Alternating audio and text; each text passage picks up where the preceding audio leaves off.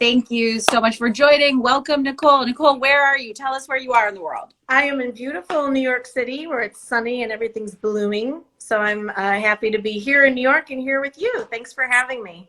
Spring in New York City. I mean, it's Yes, cold out today, but it is, but it's okay. It's gorgeous. yeah. Thanks so much for joining everyone on the line as well. If you have comments or questions, feel free to leave those in the space below. Let's get started. So tell us your story. I love to just have everyone start by telling us a little bit of their background. Where has your career started and taken you to today? And then tell us a little bit about what you're working on. Well, my career started in the apparel industry. I cut my teeth in high school and college working at the Chicago fashion office and working in the apparel center. And never in my wildest dreams did I ever think I'd be an entrepreneur. I thought I was going to be a good Italian mom making spaghetti and having babies. But that, as life does, it shows different things to you and you go down different paths. And I had this idea for when I was working in corporate apparel at a company that sold to big corporations. I had this crazy idea about how to fix a very old, broken industry.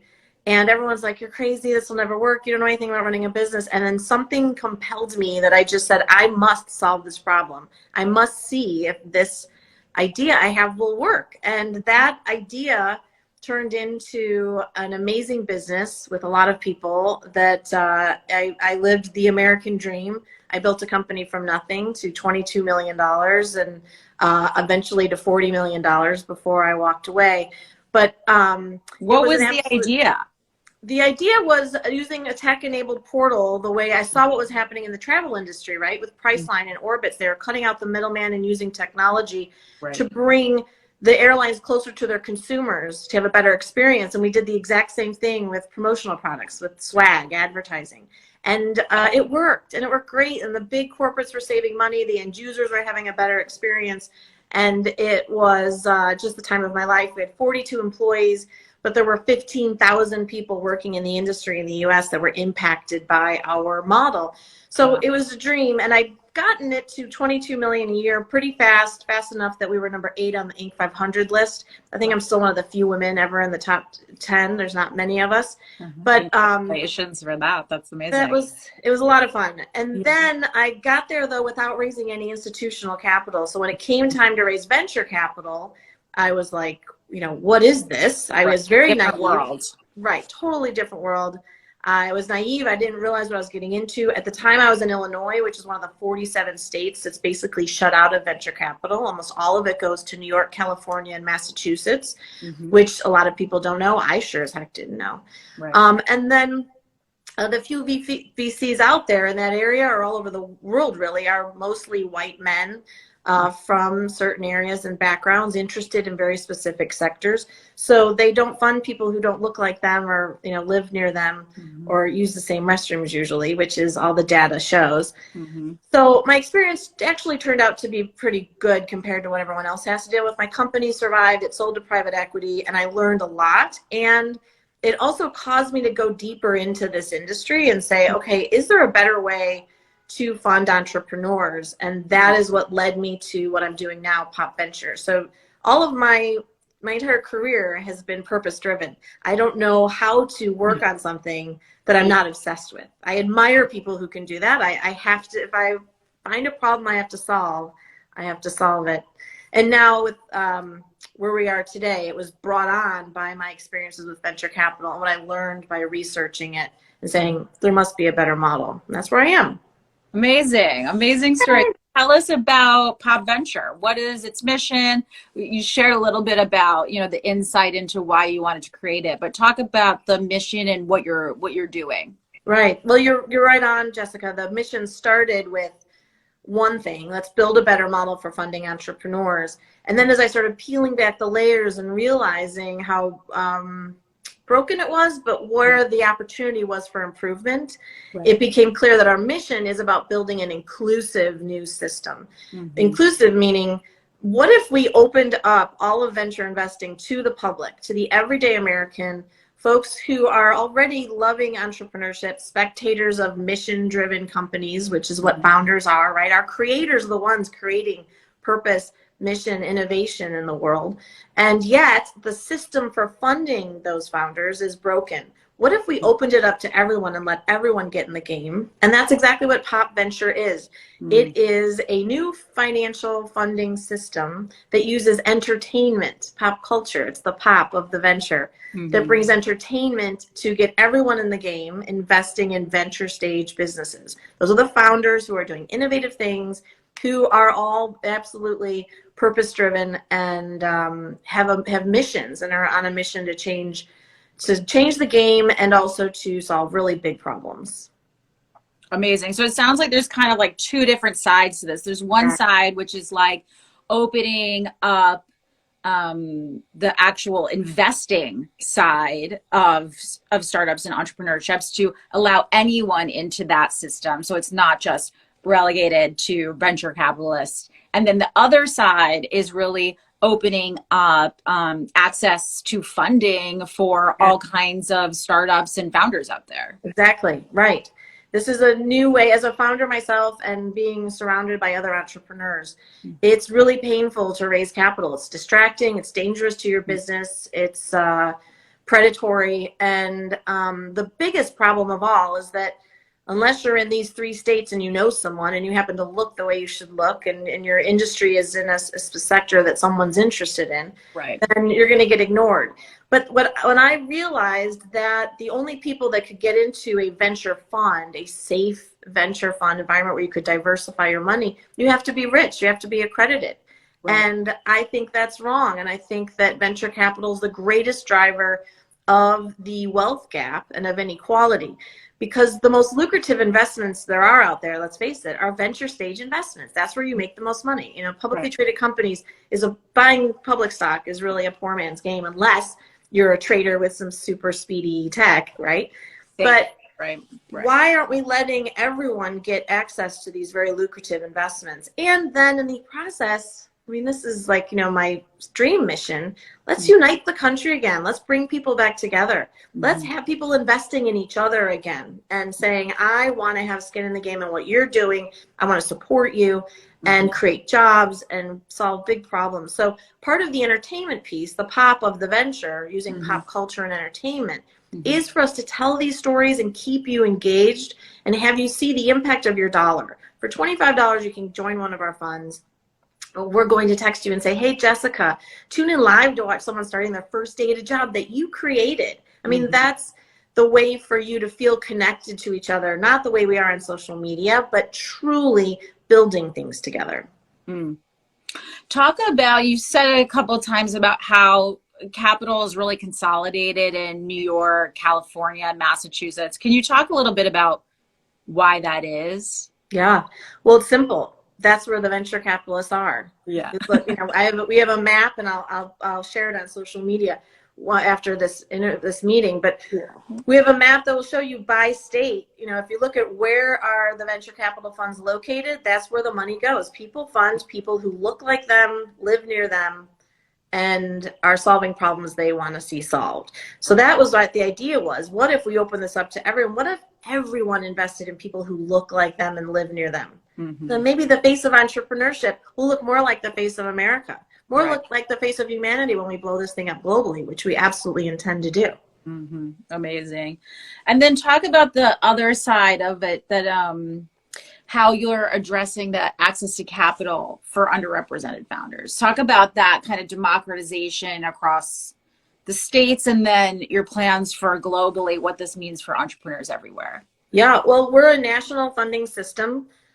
We have built a deal flow engine with 4,000 organizations across the U.S. in all 50 states. These are organizations like the Black Chambers of Commerce, the Women's Business Development Center, the Women's Business Development Center of Chicago, and the Chicagoland Chamber of Commerce made me an entrepreneur. I knew nothing about running a business. These are free organizations that an entrepreneur can walk into and get help to run, fund, launch, grow her business. But they knew about my company when we were doing $40 million a year, just as much as they did day one. So I started reaching out to them and said, you all know who the best and brightest companies in the country are. Right. You represent able-bodied white guys living in all 50 states, as well as minorities and women. And I need you to send me all of your clients. So we built that deal flow engine a few years ago. We're really proud of it. The first to aggregate it. If anyone wants to see and find help in their local support for them as entrepreneurs, go to helpforfounders.com. When we aggregated all this information, it didn't exist. We said, we better share this. So we made a directory and shared it. It's out there today. Yeah. And because that's how I became an entrepreneur. It was those organizations that don't get enough credit. And so much of this is like tons of people have great ideas, right? But unless you have, if you're in an MBA program or, there are now a number of accelerator incubator programs like that, but those still are very elite and very elite. And it is difficult to get access to those unless you've gone to Stanford, Harvard, the same kind of elite institutions, that are keeping folks out. You're absolutely right, Jessica. The problem perpetuates itself and that's why I love and I'm thrilled anytime I see someone launching a fund for women entrepreneurs or minorities. But at the same time, that I knew that is not what wasn't going to solve the problem. I don't want to be relegated to funds that invest in women. I want to get the same shot that everyone else have. They have the right investors investing in me. And the people I want investing in my companies going forward are the American people. I think everyone should get skin in the game. And that's why we're doing this. Amazing. So talk to us about, prior to Pop Venture, you launched Skin in the Game and Zorch. You've mentioned that the ideas for your companies have come from all your firsthand experiences. Tell us a little bit more about Skin in the Game. So Skin in the Game was Pop Venture is a rebrand of Skin in the Game. So we launched and this is relatively interesting. So we launched when I start a company, the name is the last thing you think of, right? And I think I tell entrepreneurs all the time, everyone wants to do the fun thing. What do I call it? What's my logo going to look like? It's like, that's the last thing you do until you know everything else. What you're doing first, Yes. And my first company was one of the fastest growing companies in the country. And when I started my next business, this Pop Venture, I sat down and made a list for myself. What did I do right and what did I do wrong? How do I want to be a different leader? I spent months and months working on just self-awareness as a leader to say, what do I want to do differently? And so that led me to answer your question about Skin in the Game, we named it Skin in the Game. This whole platform, Pop Venture, was originally called Skin in the Game. We named it that before the Me Too movement, before Black Lives Matter. We named it in a different world before COVID. And I loved that it was provocative. I loved that we could lean in a little bit to, what is it? The mystery. Is it skincare? Is it something else? Right. And it turned out to become something that we could no longer stand by. We have lovely guiding principles. We have to walk the talk. We have to build it for the least capable. We have to be kind and authentic. And it just turned into something that we didn't feel as a team. And I have this most amazing team that I'm like in awe of every day. And they're like, yeah, I think we need to move on from that. And it also didn't tell you right away what we do. Whereas Pop Venture, we're in that space between pop culture and venture capital. We own that territory. That's where we're standing now. No one else has it. We own this category. And that's why we're now Pop Venture. Amazing. Talk about all of your plans to grow. Well, yeah. What are you up to? What's happening? Well, the growth is built in. So the growth and the promotion is built in. We will be inviting everyone to join our fund.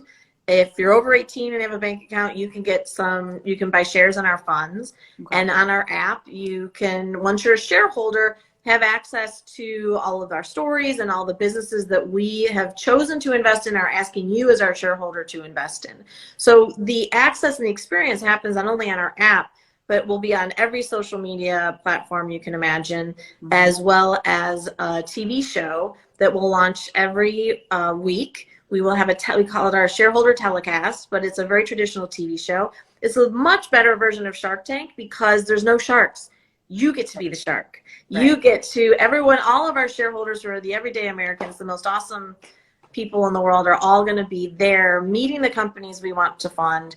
and getting to vote on which companies we invest in. So using all just the power of the people and getting more people involved is how we're going to grow this thing. If we get a very small percentage of the folks who like Shark Tank, Kickstarter, and fantasy sports, we could have $1 billion fund in no time and fuel dozens and dozens and hundreds of purpose-driven, mission-driven companies that are doing really big things in all different sectors that we need worked on right now, big problems we need solved, and we need to get them funded. So I think that in itself is our growth plan. Amazing. You do a lot of mentoring. Can you talk about what advice do you have for entrepreneurs and also for women in leadership positions? It's been interesting. I've taught business planning to high school students in Chicago public schools, and I've taught classes at Northwestern, Kellogg University to MBA students from all over the world. And then I've also helped entrepreneurs who are all different ages. And what's really fascinating to me is that when I was working with the students that were 14, 15 years old, they had the greatest ideas and they were fearless and they weren't thinking up reasons not to do it. And their minds were open to all different ideas. Whereas I saw then at the MBA students and then the older folks, more fear, more resistance. And I think that, when I'm mentoring an entrepreneur, I mentored one woman entrepreneur who said to me, gosh, I got to sign personal for a loan. If it's a $14,000 loan, I got to put my name on it. And I said, you know what? You need to pack it up. Quit. You are not an entrepreneur. Go get a corporate job. This isn't for you.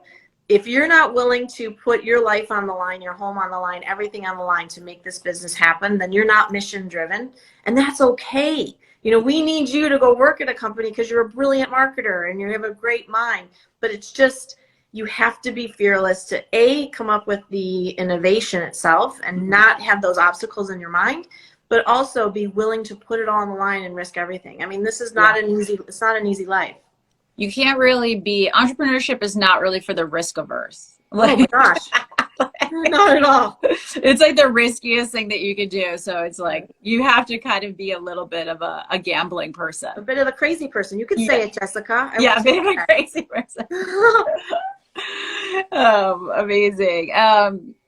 Talk about how COVID-19, there's just so many ways to unpack how the global pandemic has affected all of us. But can you talk a little bit about how it's changed your outlook on business?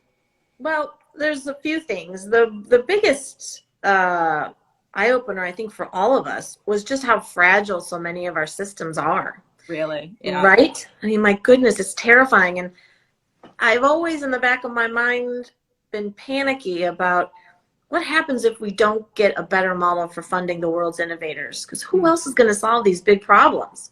It's the founders, the creators who are solving the big problems. So my work, my life, this Pop Venture, all of this is about getting them funded. And then we were ready to launch. I moved to New York a couple of weeks before COVID hit. Wonderful timing. Great timing. Yes. And I moved here because I have to play the game to succeed, right? The money's here. This is the epicenter of finance and media, all the things that we do. And I'm thrilled that I moved here. I love it more than I ever thought.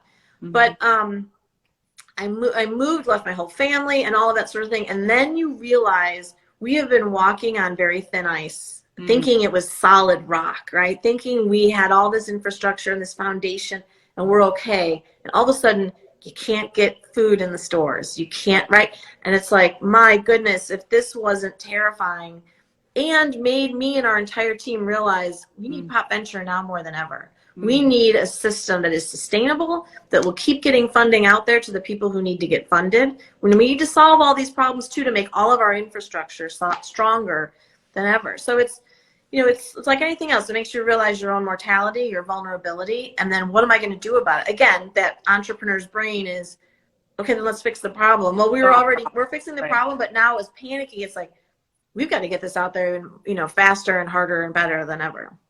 Yeah, that urgency. Tell us about how, for the two sides of folks involved in this, if you are an entrepreneur, how do you get involved in Pop Venture and find out more? Yeah, so we have the most amazing diligence software that, and we can't wait to start waving people in. In June, we're going to start doing just that.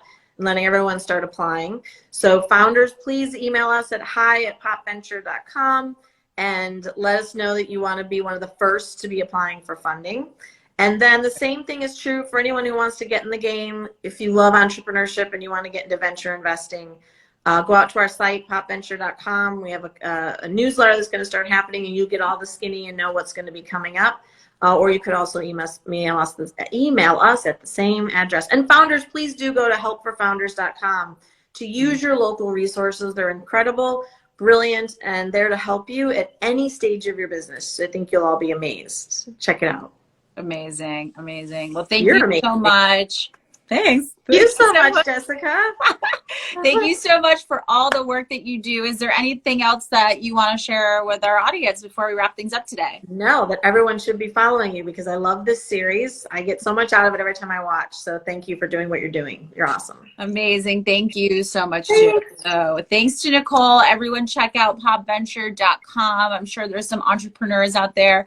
There are also a number of resources that Nicole mentioned that we'll be sharing afterwards. And to everyone else, just to mention again, the Anthem Awards will be launching season 2 in June 14th. We're going to start the new season. We have tons of events and content and all kinds of things that we're planning. And we'll be every week. We have a new amazing person on to talk about the extraordinary work that they're doing on all kinds of issues from all around the globe. So join us again next week. And thank you, Nicole. And say goodbye to everyone. Bye-bye. Thanks, Jessica. Ciao. Bye. Thank you. Bye.